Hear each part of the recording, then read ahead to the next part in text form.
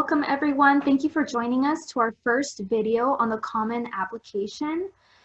Today we will be going over how to create your account and getting started on the Common App. As a general rule of thumb, the Common App is for those who are interested in applying to private universities. So let's get started. So to find the Common App, you need to search for commonapp.org. And once you enter that, it will take you to their home page. The Common App, once again, is where you would access the application, but they also contain several tools and resources to help you get started on finding the right college and getting more information on the private universities that you're interested in. For example, you can click on Find a College, and it will allow you to explore colleges that you can send the Common App to.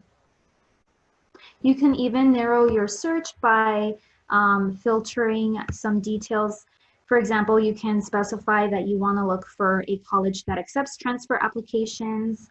You can select the state or country that you're most interested in, and other details like campus setting, financial aid, and so on and so forth. So this is definitely a great tool if you are interested in private universities, but you're not exactly sure which ones just yet. And so, for example, if you're interested in, let's say, Albany College of Pharmacy and Health Sciences, you can go ahead and click on that, and you'll get all this information about the school, where it's located, how to reach out to their admissions office, and you'll get direct links to their actual website. So that's just one tool that you can find on the Common application aside from the actual application. So definitely feel free to explore this website so that you can get all the information and resources that you can get before applying. So in order to get started on your application, you need to first create an account. So up here on the top right screen is a button that says Create an Account. So we're going to go ahead and click on that. And so it'll go ahead and ask you which category you fall under out of these four choices. So we're going to go ahead and select Transfer Student. And so in order to create the account, you need to go ahead and provide the following information.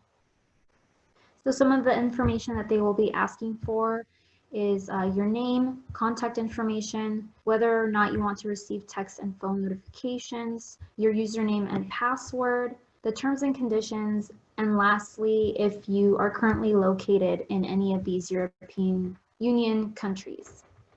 One thing to note when you're providing your name, please be sure that your name matches the name on your academic records, as they will be referring to your academic records like your transcripts when they're making their decision, and you want to make sure that they match up.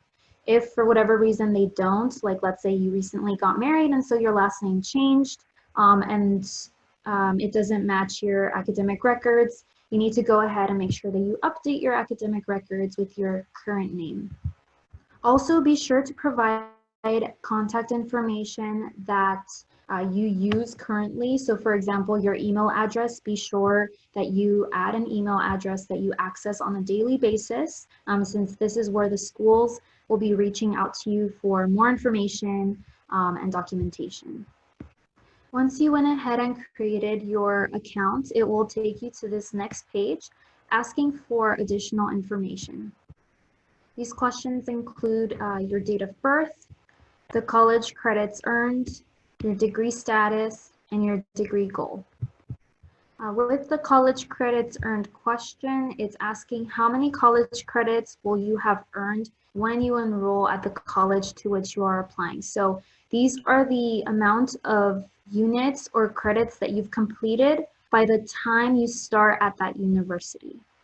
So if you're expecting to have earned 60 or greater units by the time you start at that private university, in other words, by fall 2021, you would go ahead and select 60 or greater. The third question, degree status, asks you, will you have earned an educational degree when you enroll at the college to which you are applying? And you are given three options. So you can either select, I will have completed college classes without earning a degree. So this is, again, if you're not expecting to earn an associate's degree or an associate's degree for transfer. The second option, I will have an associate's degree. So this includes both the associate's degree and the associate's degree for transfer. And then the third option will be I will have a bachelor's degree or higher. The third option is usually not typical of a transfer student since you are transferring to earn your first bachelor's degree. But if for whatever reason this does happen to be your case, feel free to reach out to us and we'll guide you further down this application. And then the last question on degree goal, it says, what is your degree goal for the program you are applying to? So again, as a transfer student, you're transferring to earn your bachelor's degree. A graduate or professional degree is referring more so to a master's or a doctorate. And so once you've completed those questions, it'll take you to the next page. This page allows you to add the programs and the schools that you're interested in applying to. So obviously right now it's listing all of the private universities that are a part of the Common App. That's about 900 schools, so it's a lot to sift through. So you can definitely filter your search here. Again, you can narrow it down by state, and you can narrow it down by the term that you are applying for. So if you're applying for fall 2021, you can go ahead and check off fall so that you can remove all the other application cycles. Or if you already know the specific program and or university that you're interested in, you can go ahead and search for the program or institution. So for example, I'm interested in applying to USC, so I'm typing out University of Southern California. And you'll see that USC Transfer Fall 2021 has populated. I'm also given additional information like the deadline. So it says here that it is due February 1st of 2021. And that also indicates the fee of the application, in this case, $85. There is a fee waiver that USC offers for students who qualify. So if you have any questions about that, feel free to reach out to us. Fee waivers vary by institution, so it's definitely important to do research and see which ones do offer a fee waiver and if you qualify. So if you have any questions about that, feel free to reach out to us and we'll help you in finding that information. So I'll go ahead and click this plus sign indicating that I want to add this program to my Common App. If for whatever reason I changed my mind and I want to remove it, I can go ahead and click on the X and it'll delete USC from my Common application. And again, you can continue to search for other institutions that you might be interested in. So if, for example, you want to also add University of La Verne, you can go ahead and type it in and add it to your Common App as well. So once you're ready, you can go ahead and click continue. It'll go ahead and take you to this next section, which allows you to review your program selections. So go ahead and take a look at all the ones that you've added, make sure that it is accurate, that it is the schools that you're interested in. If for whatever reason you find that you accidentally added a school or changed your mind about one, it allows you to delete that school from this list as well. But if it's good to go, you can go ahead and click on continue to my application.